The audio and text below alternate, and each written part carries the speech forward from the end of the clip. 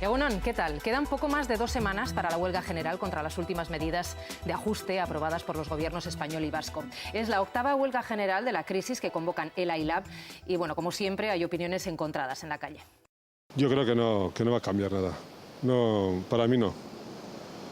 Mejor no hacer huelga. Con la crisis que hay y con la falta de trabajo, justamente, hacer un parón, pues aunque sea de un día y es una queja, yo creo que no es una manera de expresar que realmente el país va mal. Se dan todas las condiciones para que haya huelga general. No una, tenía que haber 4.000, porque se están pasando los políticos, lo único que hacen es ayudar a los banqueros, a las petroleras y vamos, que a los trabajadores nos tienen fastidiados. ¿Cómo va a tener sentido? Pues que no.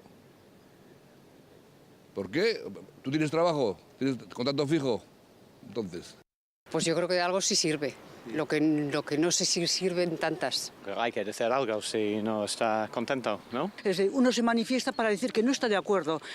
Bueno, por lo menos para eso sirve. El país está arruinado y esto no, por mucha huelga, la huelga lo único que hacen es todavía más crisis todavía. Así es, ¿qué tal, Egunon? Bueno, dame una razón para hacer huelga y otra para no hacer.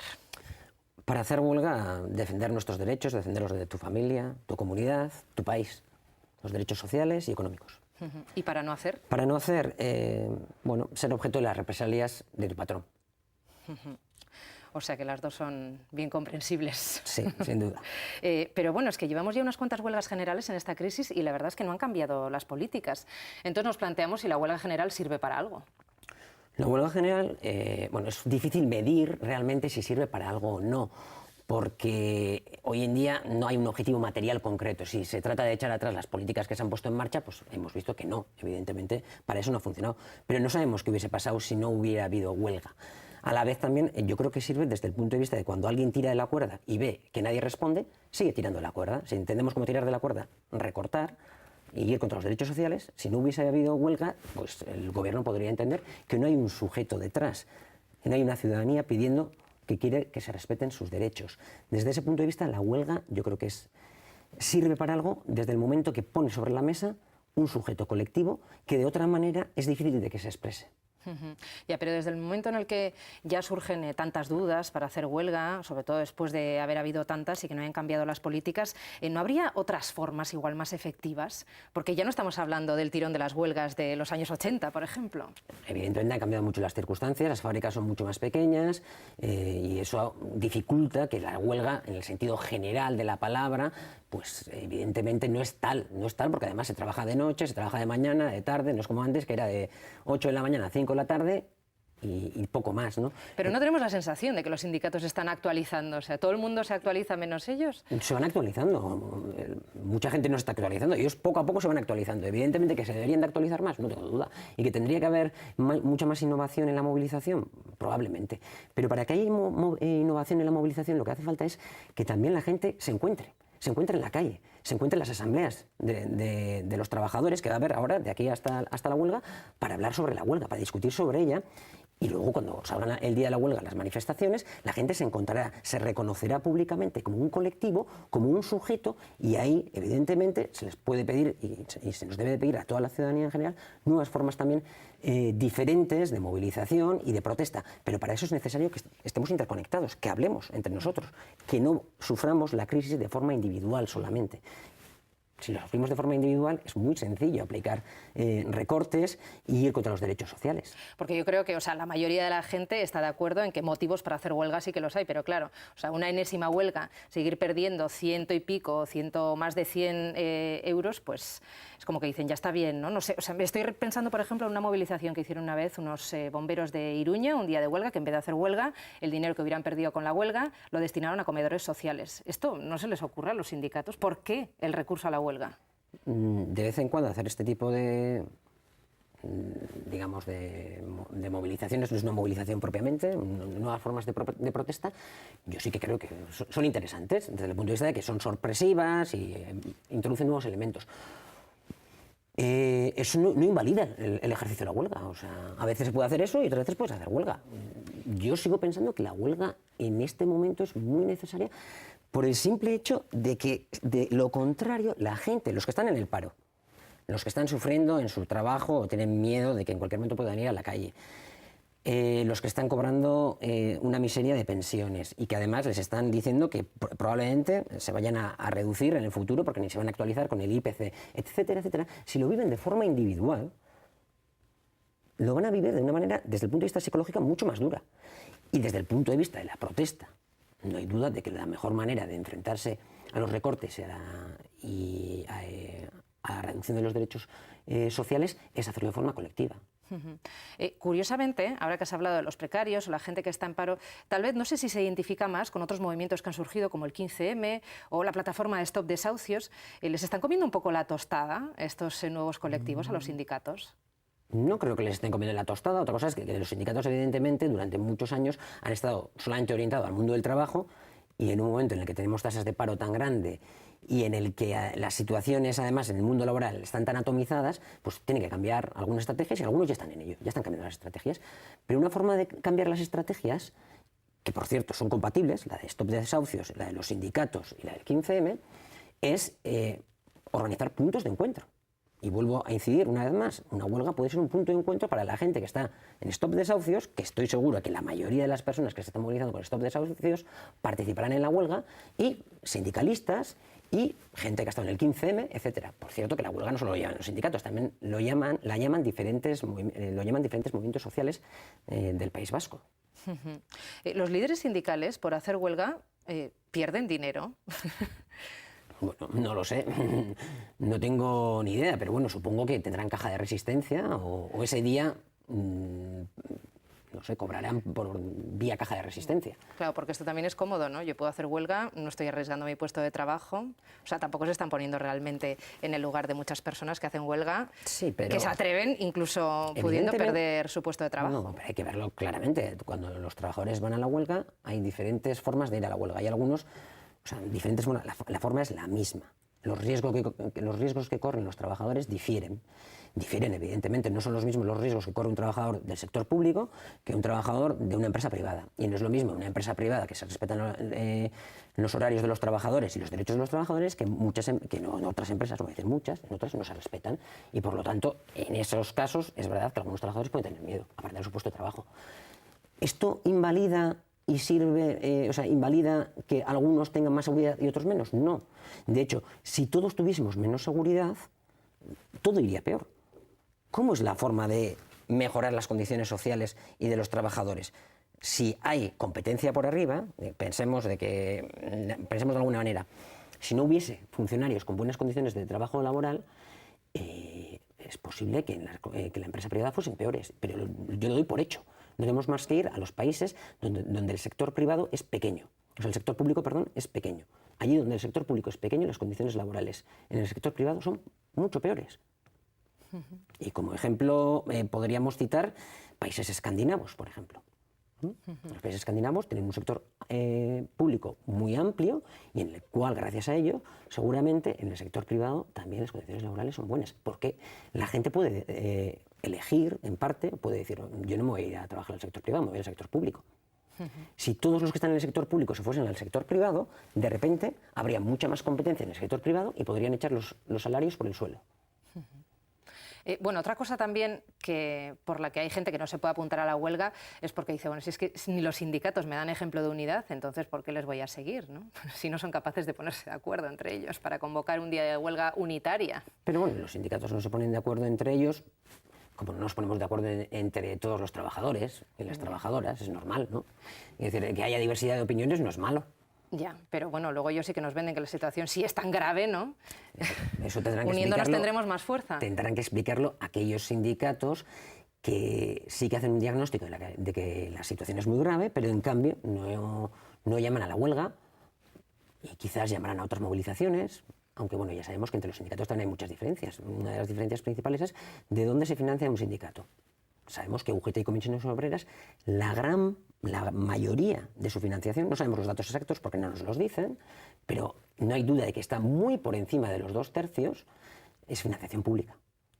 En cambio, otros sindicatos, como los sindicatos ELA, LAB, Estelas, etcétera, son sindicatos que se financian básicamente del dinero de sus afiliados.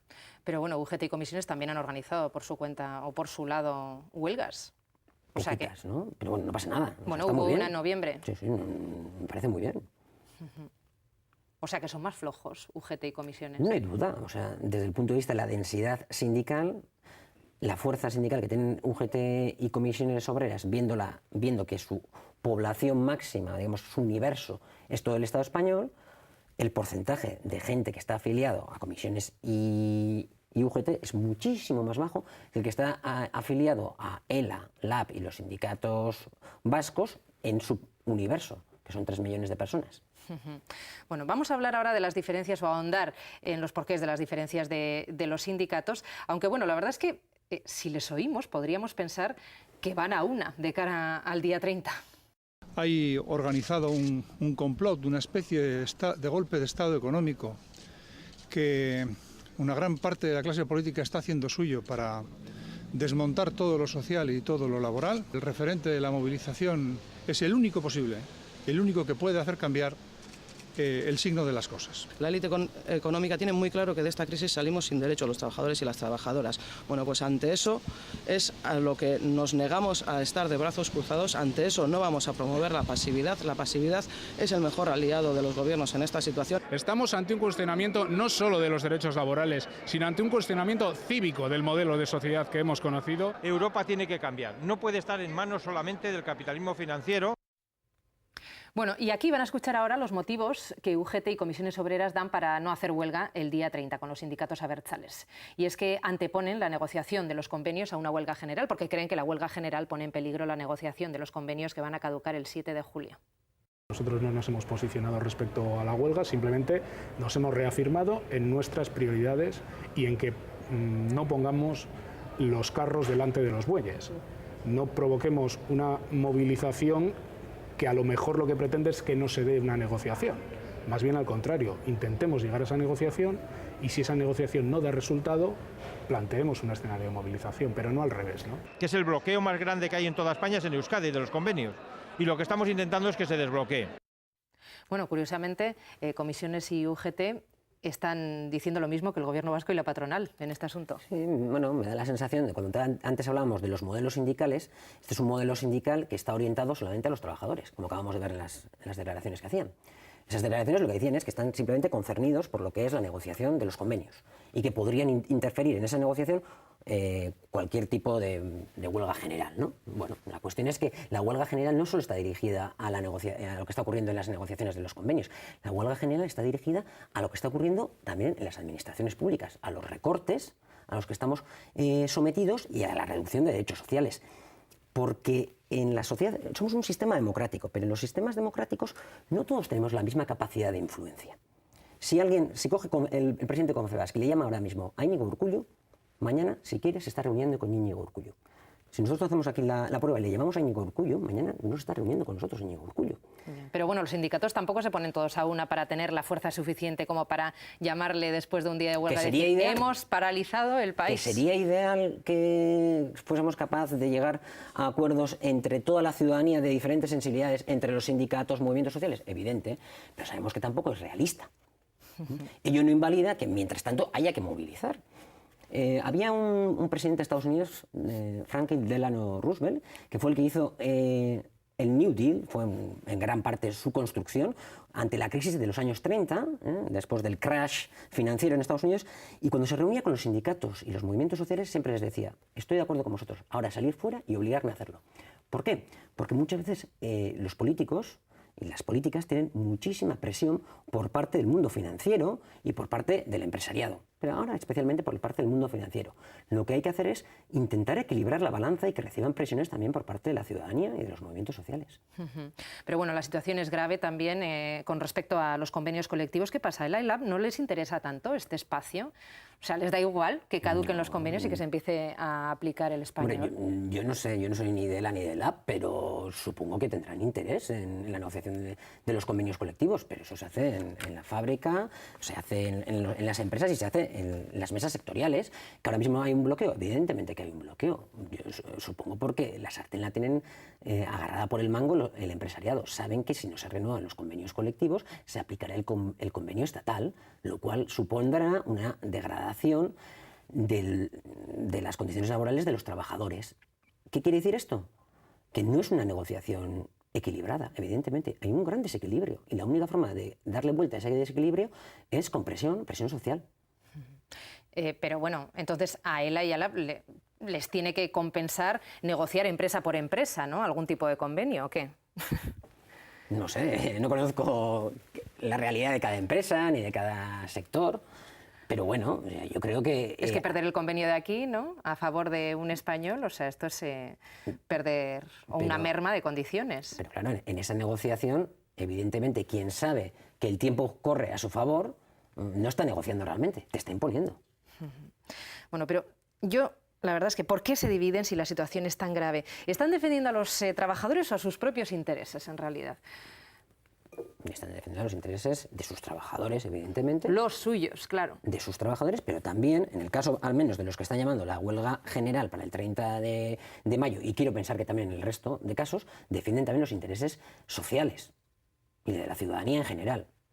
Son dos niveles, evidentemente. Tienen un nivel de defensa de sus afiliados, que para eso están afiliados, pero luego hay un interés de defensa general de las condiciones de vida de la ciudadanía, de los derechos sociales. Y eso creo no solo los que convocan la huelga del 30 de mayo, sino el resto también están en ello. Pero tienen un alto nivel de afiliación en el sector público, en la industria, y trabajadores muy precarios. Es verdad que entre los trabajadores precarios el nivel de afiliación es mucho menor, y ahí hay que pensar nuevas formas de involucrar a estos trabajadores en la lucha social. Muchos de ellos seguro que lo están a través de otros movimientos sociales y otras organizaciones.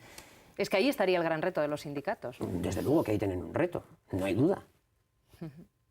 Eso no lo dudo. La cuestión es que, bueno, para ello hay que, lo que antes decía, hay que buscar puntos de encuentro. Y un punto de encuentro podría ser la huelga del 30 de mayo. Es que un buen ejemplo de que pueden estar más defendiendo nuestros sindicatos, los sindicatos de hoy en día en Euskadi, al sector público más que a todos los trabajadores, es que han sido capaces de unirse y suspender sine die la mesa de la función pública hasta que el gobierno vasco derogue la reducción de la jornada laboral. ¿Por qué aquí sí, en la huelga general, no se ponen de acuerdo? Bueno, esto es una negociación concreta. Es normal que en una negociación concreta se puedan poner de acuerdo más fácilmente. Cuando tenemos objetivos materiales concretos, son mucho más sencillos de entender y de ponerse de acuerdo. ¿Por qué defienden tan fehacientemente los derechos de los trabajadores públicos? Me parece normal. Es un sector muy importante, de hecho es el sector más importante desde el punto de vista de la estructura empresarial. No tenemos ninguna empresa que dé trabajo a tanta gente. Ya, pero es que ellos tienen trabajo, hay mucha gente que no lo tiene, o sea, el paro está creciendo muchísimo. Sí, pero bueno, eso no quiere decir que los que tengan trabajo no tengan que tener unas condiciones dignas, ¿no? Sí. Pero bueno, es que hay muchísima gente que está sin trabajo y que se siente igual mucho más desprotegida que los que lo tienen a día de hoy. Estos igual no se sienten tan representados por los sindicatos. Entiendo que no se sientan tan representados por los sindicatos. Normal, me parece normal, pero eso no quiere decir que los sindicatos no tengan mayor o menor preocupación por la situación de esta gente. Porque finalmente, contra más gente sin trabajo haya, como decía, aunque no esté de moda decirlo, don Carlos Marx decía que el ejército de la burguesía son los parados. A más gente parada, más bajos se pueden echar los salarios. Eso es evidente, por la ley de la oferta y la demanda. Entonces, claro, ellos no tienen interés, los sindicatos, en que haya muchos parados, para nada. O sea, no invertamos los argumentos. Los sindicatos tienen interés en que haya cada vez más población trabajando, y trabajando con buenos derechos laborales que sean dignos. ¿No están defendiendo posturas maximalistas los sindicatos a día de hoy? Sobre todo los que no están dispuestos a negociar. Yo no sé concretamente en qué estadio de la negociación están en cada sector, evidentemente, pero a mí no me parece que estén en posturas maximalistas. Teniendo en cuenta que estamos retrotrayéndonos a los derechos sociales y laborales del siglo XIX, pues no me parece. Ya, pero es que están tan encontradas, ¿no?, las posturas, la patronal, los sindicatos, es que aquí parece que no hay nada que negociar. No habría que ceder un poco para salir adelante, porque tenemos un mundo muchísimo más desregulado, ¿no?, que igual sí que nos está comiendo la tostada, ¿no?, porque hay muchas empresas que se están marchando.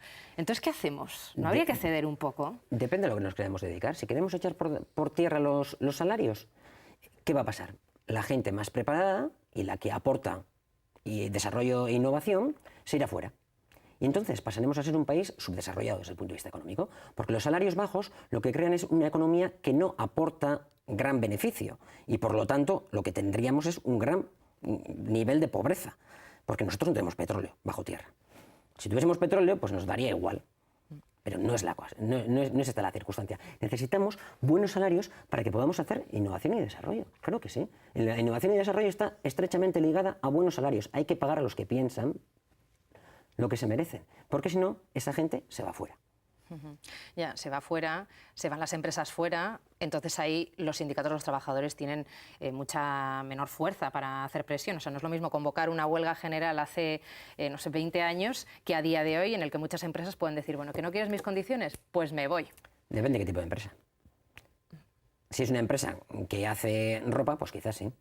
Pero si es una empresa que trabaja con alta tecnología, pues va a ser que no. ¿A dónde se va a ir? ¿A Alemania, donde cobra más? ¿A Suecia? Porque tiene que ir a un país donde haya estructuras buenas para poder desarrollar su trabajo. Yeah. Pero a día de hoy hay muchos países emergentes, pues, por ejemplo China o en Asia, que ya no solamente se dedican a copiar, sino que están empezando a producir su propia tecnología. Entonces ahí ya se nos complica más, ¿no?, la existencia. Evidentemente que hay complicaciones, no hay duda. Una de las claves seguro será que los trabajadores chinos e indonesios luchen también por sus derechos laborales. Y de hecho está ocurriendo. Bueno, sí está ocurriendo, pero no es lo que estamos viendo a día de hoy. Bueno, también te iba a mencionar el caso del sector textil, ¿no?, en Bangladesh, que está dando tantas desgracias a día de hoy, ¿no?, porque se están quemando un montón de fábricas o se están derrumbando. ¿No somos un poco hipócritas también nosotros? Porque nos aprovechamos, ¿no?, de países en los que la mano de obra es muy barata, nos aprovechamos de todos los productos que nos venden las multinacionales y luego estamos pretendiendo preservar nuestros derechos. Hablemos correctamente. ¿Nos aprovechamos? ¿Nosotros nos aprovechamos? No, no. Hay nombres y empresas que se aprovechan. Inditex, H&M, hay que decir los nombres. Ya, pero las personas individuales también, porque luego lo consumimos. Las personas individuales tenemos somos derecho a no consumidores. Lo que no se nos puede pedir es que seamos coherentes hasta el extremo de que no vivamos, porque entonces no viviríamos. Vivimos en un mundo en el que estamos rodeados de cosas que a veces han sido producidas en unas condiciones muy deplorables. Eso no quiere decir que yo no vea bien que se puedan crear boicots contra empresas que, por ejemplo, no producen con derechos sociales mínimos, dignos. Me parecería muy bien. Pero yo no voy a echar la culpa a una persona que compra una ropa en una empresa concreta, en una tienda concreta o en una marca concreta, porque ha sido hecha en condiciones laborales no dignas. La responsabilidad es de la persona que explota y se está enriqueciendo a costa de ese trabajo de niños o de gente que no tiene los derechos laborales que debería de tener. Nos faltaría igual un poco más de conciencia, ¿no?, social. Nos faltaría conciencia social, seguro, nos falta, no tenemos suficiente. Eso no hay duda. Nos faltaría conciencia social porque la primera conciencia social, si hubiese más conciencia social, lo que obligaríamos es a nuestros gobernantes a que esas personas que explotan y que de alguna manera crean condiciones laborales que perjudican la vida de ciudadanos en otros países del planeta, sean juzgadas por ello. Pero no somos capaces de hacerlo. Y aquí en Euskadi, tal vez igual no estén tan mal las cosas, ¿no?, como para que miremos más a la persona que tenemos al lado y nos preocupemos realmente por su situación, porque estamos todavía en un plano bastante individualista. Sí, ese es uno de los problemas que tenemos y la sociedad es verdad que se ha individualizado extremadamente los últimos 10, 15 años, probablemente muy en consonancia con el boom económico que vivimos, y ya toca que veamos a nuestros vecinos, a nuestras vecinas, que dejen de ser invisibles, que miremos a nuestro alrededor y veamos situaciones realmente delicadas desde el punto de vista económico y tomemos conciencia y tejamos redes de solidaridad que quizás hasta ahora pues, han estado un poco debilitadas, ¿no? Y es que la percepción en la calle es que incluso a la Administración le viene bien la huelga general, las huelgas generales, porque le supone más un ahorro que un desgaste político. Sí, bueno, desde el punto de vista económico seguro que le viene bien, no tengo ninguna duda. Es un ahorro y le viene bien. Pero claro, ¿por eso nos dicen quizás continuamente que son un fracaso las huelgas? No, evidentemente, si les supone un ahorro, es evidente que les viene bien. Pero bueno, solamente desde el punto de vista económico. Desde el punto de vista político, no están de acuerdo con que haya huelgas generales y son muy críticos con ellas. Incluso cuando ha habido éxito, como la de 1988, en el día que había huelga general, hablo de memoria, no sé si era el 14 de diciembre de 1988, el gobierno Era decía, 14 de diciembre, sí. Sí. Pues sí, porque era el cumpleaños de una amiga mía, me acuerdo. pues incluso en aquel momento el gobierno decía que era un fracaso la huelga general. Las huelgas generales siempre dicen que son un fracaso y entonces, por lo tanto, si dicen que son un fracaso, cuestión que no les favorecería tanto, porque aunque les favorece desde el punto de vista económico, no les favorece desde el punto de vista político, porque las huelgas generales funcionan como presión social sobre los políticos para que atiendan al interés general y no solo al interés de unos particulares y de un mundo financiero que tiene conexión directa, hilo directo, con el poder y con los políticos. Y por cierto, lo acabamos de ver hace poco, ¿no? El señor Basagoiti, ¿a dónde se va a trabajar? A México. América. ¿Con quién? Con un banco, Banco Santander.